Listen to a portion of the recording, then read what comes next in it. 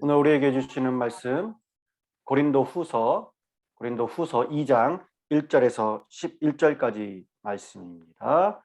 고린도후서 2장 1절에서 11절 저희들 한 절씩 교독하겠습니다.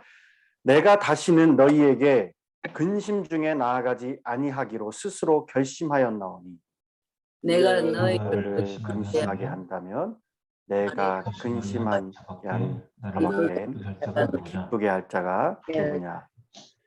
내가 이같이 쓴 것은 내가 갈 때에 마땅히 나를 기쁘게 할 자로부터 도리어 근심을 얻을까 하며 염려하며 또 너희 모두에 대한 나의 기쁨이 너희 모두의 기쁨인 줄 확신함이로다. 내가 마음에 큰 눌림과 걱정이 있어 많은 눈물로 너희에게 썼노니 이는 너희로 근심하게 하려 한 것이 아니요 오직 내가 너희를 향하여 넘치는 사랑이 있음을 너희로 알게 하려 함이라. 근심하게 한 자가 있었을지라도 나를 근심하게 한 것이 아니요 어느 정도 너희 모두를 근심하게 한 것이니 어느 정도라 함은 내가 너무 지나치게 말하지 아니하려 함이라. 이러한 사람은 많은 사람에게서 벌 받을 것이 마땅하도다. 그런즉 너희는 차라리 그를 용서하고 위로할 것이니 그가 너무 많은 근심에 잠길까 두려워하노라. 그러므로 너희를 권하노니 사랑을 그들에게 나타내라. 너희가 범사에 순종하는지 그 증거를 알고자 하여 내가 이것을 너희에게 썼노라. 너희가 무슨 일을 누구를 용서하며 나도 그리하고 내가 만일 용서한 일이 있으면 용서한 그것은 너희를 위하여 그리스도 앞에서 한 것이니 이는 우리로 사탄에게 속지 않게 하려 함이라. 우리는 그 계책을 알지 못하는 바가 아니로다. 아멘. 오늘 우리에게 주시는 말씀입니다. 고린도 전후서로 나누는 슬기로운 성도 생활 24번째 시간입니다. 토요일부터 이제 고린도 후서의 말씀으로 시작이 되었네요. 우리가 그리스도를 믿음으로 몸된 주님의 교회를 섬기고 우리가 신앙생활을 할 때에 교회와 성도들 사이에서 문제가 당연히 없으면 좋겠지만은 다양한 사람들이 모여서 신앙생활하는 이 교회 공동체에는 시대와 그리고 인종을 초월해서 문제가 늘 있었습니다. 문제가 있기 마련이에요. 그런데 여러 문제들 중 악한 의도를 가지고 교역자를 공격하고 성도들을 이간시키고 또 잘못된 교리와 소식 등을 교회 내에 침투시켜서 교회를 어지럽히는 사람이 있다면 이런 사람을 교회에서 어떻게 해야 할까요? 과연 바라만 보고 있어야 할까? 아니면 엄하게 책망하고 그리고 듣지 않으면 내쫓아야 할까요? 아마 어떤 분들은 교회니까 끝까지 받아줘야 한다 할 것이고 또 반대로 교회니까 때문에 빨리 치료를 해야 된다라고 할 것입니다. 바울도 많은 고민이 있었을 거예요. 이 바울은 교회 내에 여러 문제로 몸살을 앓고 있는 성도와 교회에게 잘못을 시정하도록 편지를 보냈었습니다. 그리고 그것을 늘 고쳐나갔어요. 고린도전서에서 말씀드린 대로 고린도 교회 많은 분쟁을 일삼는 교회로서 신앙과 여러한 삶에 극심한 그런 혼란을 늘 가져왔었습니다. 특별히 고린도 교회 안에는 거짓 선지자들이 들어와서 바울을 모함하고 그 권위에 도전하도록 고린도 교회 성도들을 선동을 했습니다. 바울은 이 문제를 해결해야 해서 편지도 썼고 치리도 하였고 그리고 교회를 방문하게 되었죠. 그러나 이 거짓 선지자들에게 넘어간 많은 사람들로 인해서 바울은 도리어 굴욕을 당하고 돌아오게 되었습니다. 그래서 오늘 1절에 보면은 다시는 근심 중에 너희에게 나아가지 않겠다 스스로 결심했다고 합니다. 이 일로 바울에게 큰 고통과 근심을 갖게 했고 이 상태로 고린도 교회를 방문할 수가 없었습니다. 왜냐? 바울이 고린도 교회를 방문하게 되면 또다시 이 일로 서로 상처를 주게 되고 받게 되기에 고린도 교회를 방문하지 않고 마게도냐 지역으로 갔던 이유입니다. 그것이 오늘 1절에서 3절 내용이에요. 그래서 원래 계획은 고린도를 먼저 방문한 뒤에 마게도냐를 방문할 계획이었지만은 그 계획을 바꾸어서 마게도냐를 먼저 방문을 했던 겁니다. 이런 일들은 5절에 보면은 근심하게 한 자, 이 근심하게 한 자로 인해서 벌어진 일이었습니다. 근심하게 한 자란 위에서 말씀드린 대로 고린도 교회에 들어온 거짓 교사들에게 미혹되어서 바울을 대적하고 교회를 분란 일으키는 그런 앞장섰던 자들이었습니다.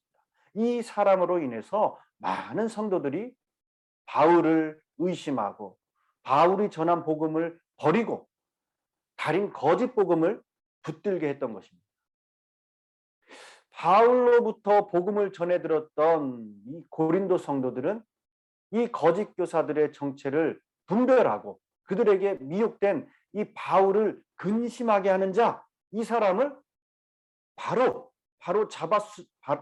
잡아주었어야 했으나 오히려 그의 말에 미혹되어서 바울을 의심하고 바울을 비방하는 일에 함께 가담하기까지 했던 겁니다.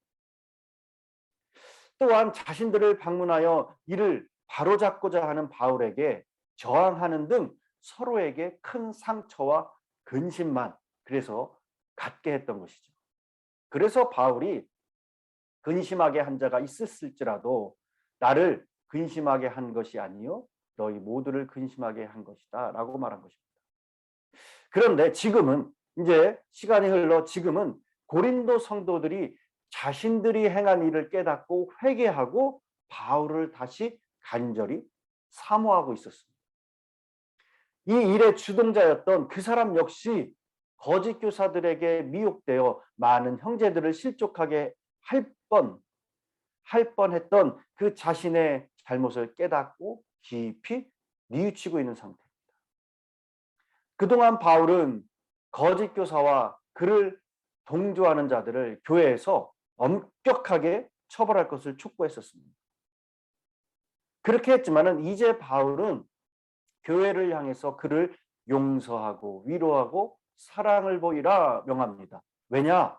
그가 너무 많은 근심에 빠져 실족하여서 구원에서 멀어질 수 있기 때문이다 라는 거예요. 바울이 말을 바꾼 이유는 다른 데 있지 않습니다. 여러분, 징벌의 목적은 회개를 통해서 구원에 이르게 하는 것이므로 그를 용서하라는 거예요. 마치 자녀를 야단치고 쫓아내놓고 이 걱정하는 이 부모의 마음과 같은 마음이죠. 여러분들도 어렸을 때 경험이 있으실 거예요. 부모님의 말을 안 들었을 때 부모님이 어떻게 말씀하시죠? 나가, 들어오지도 마. 다 들어보셨을 거예요. 저도 마찬가지. 저도 이제 부모가 되니까 이런 상황이 있습니다. 아이들이 잘못해서 혼란의 일이 있을 때에 제가 어떻게 하냐면은 완전 바깥으로 내보내지 못하죠. 미국이니까. 그래서 어떻게 하냐면은 그라지로 보냅니다. 그라지로 나가! 이럽니다. 그리고 잘못한 걸 깨닫을 때까지 들어오지 마! 하고 문을 제가 팍 밀죠. 닫으려고. 그런데 문을 닫는데 꽉 닫히는 척 하면서 살짝 열어둡니다. 그리고 제가 몰래 지켜보죠. 이놈이 뭐를 하고 있나? 다치진 않나? 또 어떤 위험한 건 하진 않나? 시간이 지나서 잘못했다고 이제 들어오게 되죠. 그러면 어떻게 해요? 안아주죠. 그리고 울었던 눈물도 닦아주고 맛있는 간식도 줍니다. 여러분, 이것이 바로 그리스도의 사랑입니다. 징벌의 목적이죠. 이것이 그리스도의 사랑을 통한 고린도 성도들을 향한 바울의 책망이요, 바울의 사랑이었다는 거예요. 바울은 오늘 본문에서 우리 그리스도인이 해야 하는 사랑이 어떤 사랑인지 대해서 말해주고 있습니다. 본문 7절에서 고린도 교회 성도들에게 다음과 같이 부탁을 했습니다. 그런즉 너희는 차라리 그를 용서하고 위로할 것이니 그가 너무 많은 근심에 잠길까 두려워하노라. 바울은 문제의 사람들이 그 자신의 바울의 편지를 받고 징계가 무서워서 걱정하고 있을 것을 생각하면서 그들을 용서하라 부탁하는 거예요. 왜 바울이 말을 바꿔서 이랬다 저랬다 합니까? 바울의 마음이 약해서입니까? 아니면 마음이 변해서입니까? 아니에요. 그들을 사랑하기 때문에 그렇습니다. 그들을 사랑하기 때문에. 이것이 바울의 사랑이요 그리스도의 사랑인 것입니다. 누가복음 17장 4절에 주님이 말씀하시기를 누가 회개하노라 하거든 용서하라 말씀하셨습니다. 굉장히 어려운 말이죠. 우리에게 용서하지 못하고 있는 사람이 있지 않습니까? 진정한 이 성경적 용서는 용서할 수 없는 자를 용서하라는 거예요. 우리 주님은 용서할 수 없는 저와 여러분을 용서하셨습니다. 그것이 그리스도의 사랑이었다는 거예요. 바울도 고린도 교회 성도들을 그렇게 사랑하기에 책망을 했고 또 사랑함으로 그들을 용서하려는 것입니다.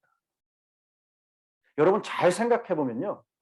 사랑이 없는 책망은 훈계도 교훈도 아닌 그것이 무엇이 됩니까? 저주가 되고 마는 것. 저주가 되고 사랑이 없는 용서는 미움만 더 커지게 합니다.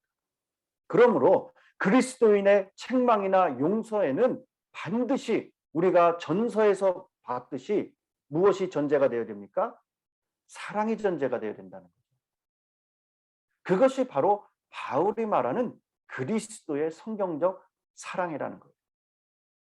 그리고 8절에 너희를 권하노니 사랑을 너희에게 나타내라 라고 이야기합니다. 우리가 입술로 사랑한다는 말은 많이 할 수 있습니다. 얼마든지 형식적으로도 할 수 있습니다. 하지만 사랑을 행동으로 우리가 진실되게 나타내고 표현하기라는 쉽지 않아요. 바울은 고린도 교회 성도들에게 말로만 사랑하지 말고 사랑을 용서함으로 오늘 말씀에서 용서함으로 표현하라는 겁니다. 즉 사랑한다고 하면서 미워하고 정죄하며 용서하지 못하는 것은 진정한 그리스도인의 사랑이 아니다라는 것을 깨우쳐주고 있습니다. 용서한 자의 마음에는 여러분 평화가 있고 용서하지 못한 자의 마음 속에는 분노가 만들어내는 무엇이 발생합니까? 무서운 독으로 가득 차게 됩니다. 그리고 그 독은 곧 자신을 죽이는 독이 되기에 내가 살기 위해서라도 내 자신이 살기 위해서라도 어렵지만은 노력하여 용서해야 되는 거예요. 마지막으로 그리스도인이 해야 하는 사랑이 어떤 사랑인지 11절에서 바울은 다음과 같이 말합니다. 이는 우리로 사탄에게 속지 않게 하려 함이라 우리가 그 계책을 알지 못하는 바가 아니로다. 사탄은 우리로 하여금 용서하지 못하게 하고 그리스도의 사랑을 나타내지 못하게 하고 방해하고 우리를 유혹한다는 거예요. 그러므로 바울은 고린도 교회 성도들에게 사탄에게 어떻게 되지 말라? 속지 말라라는 거예요.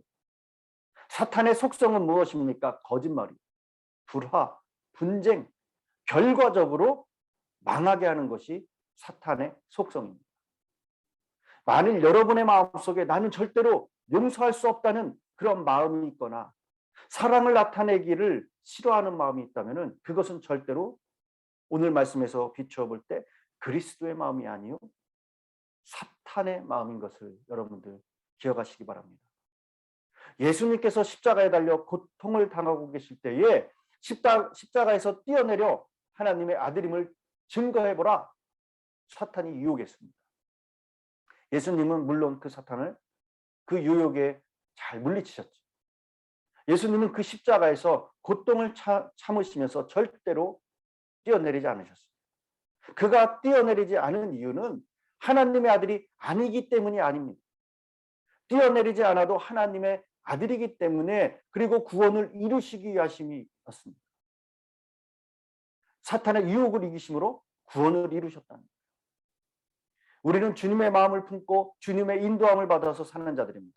그렇기에 우리는 절대로 사탄에게 속을 수도 유혹을 받을 수도 없는 자들임을 기억하시고 그리스도의 사랑을 나타내고 실천하는 그러한 용서하시는 슬기로운 성도 생활 되시기를 간절히 축원합니다. 어떤 분이 이런 질문을 했다고 합니다.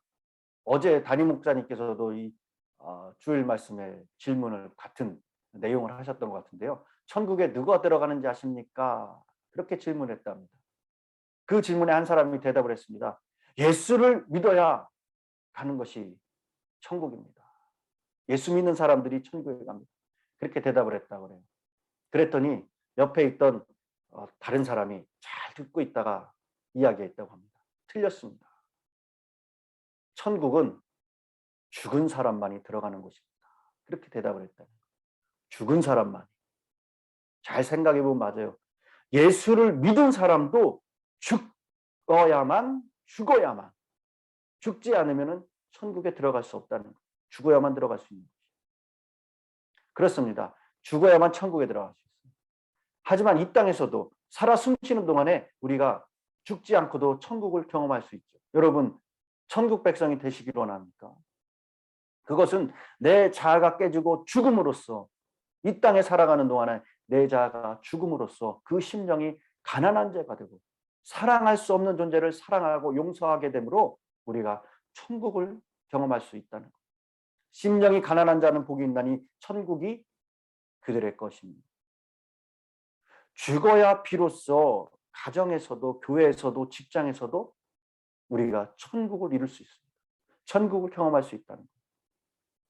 바울은 자신을 근심하게 하는 자를 용서하고 위로하라고 말합니다. 용서하지 못하면 하늘 아버지께서도 우리를 용서하실 수 없습니다. 마태복음 18장 35절에 너희가 각각 마음으로부터 형제를 용서하지 아니하면 나의 하늘 아버지께서도 너희에게 이와 같이 하시리라. 여러분, 내 자아가 그리스도의 십자가 앞에 내가 죽고 참 그리스도인의 사랑을 실천함으로 이 땅에서도 작은 천국을 경험하고 누리시는 슬기로운 성도가 되시기를 간절히 축원합니다. 오늘 기도하실 때에 여러분 주님의 사랑의 마음을 부어달라고 그렇게 기도하시기 바랍니다. 나의 마음 가운데 누군가를 용서할 수 있는, 그래서 하나님의 사랑을 실천하고 나타낼 수 있는 그 마음을 내게 주옵소서. 그렇게 저희들 가난한 심령을 가지고 그렇게 주님 앞에 나가기로 합니다. 베드로전서 4장 8절입니다.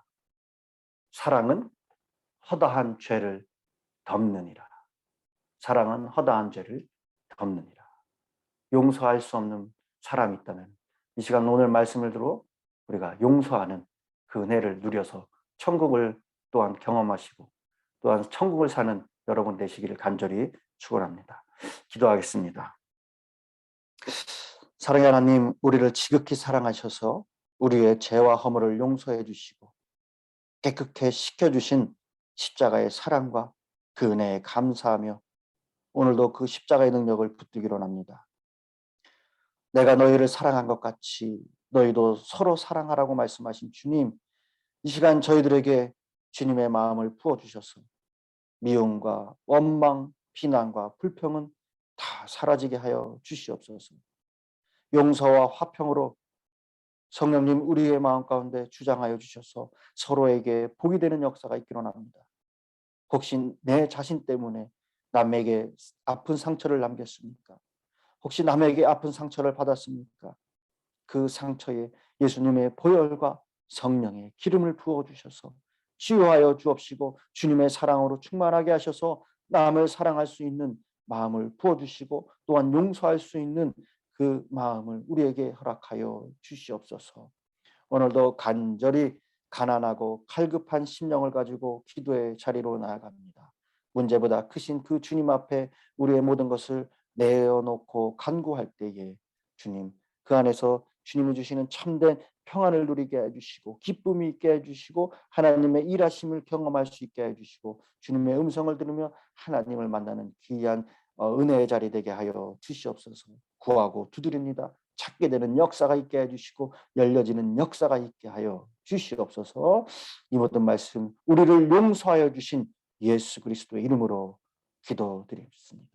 아멘. 이 시간 잘 말씀을 생각하시면서 기도의 자리로 다 같이 합심하여 나아가기로 합니다. 기도하겠습니다. 사랑하는 하나님 감사합니다. 오늘도 저희들에게 귀한 은혜의 말씀으로 부어주시고